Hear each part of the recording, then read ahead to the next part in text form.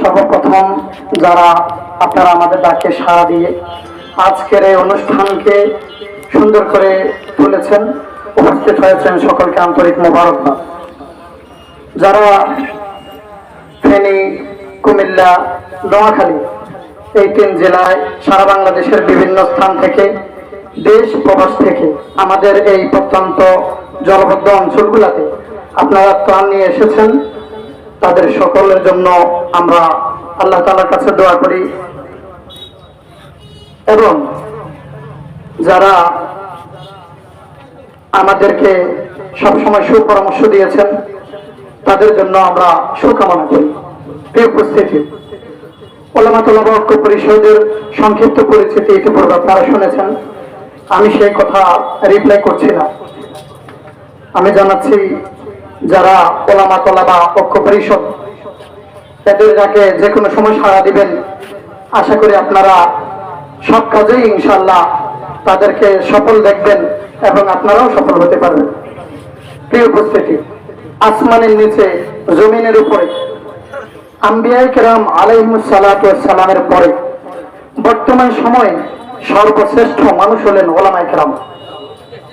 এই উলামায়ে কেরামকে মানুষ নবীদের ওয়ারিস হিসেবে জানে, কারণ হাদিস শরীফের মধ্যে আছে ইন্নাল উলামা ওয়ারাসাতুল আম্বিয়া, যে উলামায়ে কেরাম হলেন নবীদের ওয়ারিস।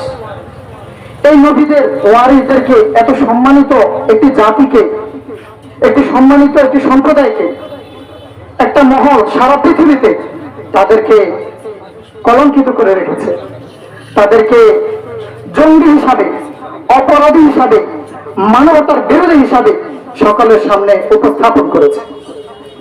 আজ পর্যন্ত গোয়েন্দা সংস্থা সহ সারা পৃথিবীর যতগুলো সংস্থা কাজ করে সব সংস্থা মিলেও উলামায়ে কেরামের মাঝে কোনো মানবতা বিরোধী কোনো কিছু পায়নি।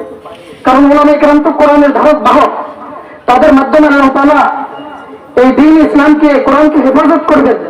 তো তারা সেখানে পড়েছে অন্যায়ভাবে কাউকে যদি কেউ হত্যা করে তাহলে সে জাহান্নামে যাবে।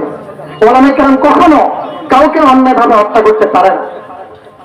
তারা উলামায়ে কেরামের নামের সাথে একটি কটূক্তিমূলক একটি শব্দ যোগ করেছে, জঙ্গি।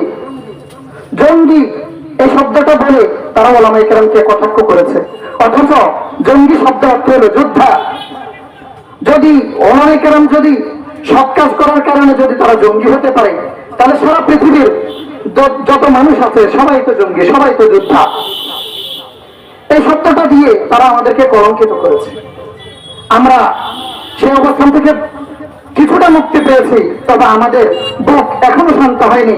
আমি সবাইকে বলে দিচ্ছি, যেদিন আল্লাহর জমিনে আল্লাহর দ্বীন বাস্তবায়ন হবে, যেদিন কোরআনী শাসন চলবে, সেদিন আমাদের অন্তর পরিতৃপ্ত হবে।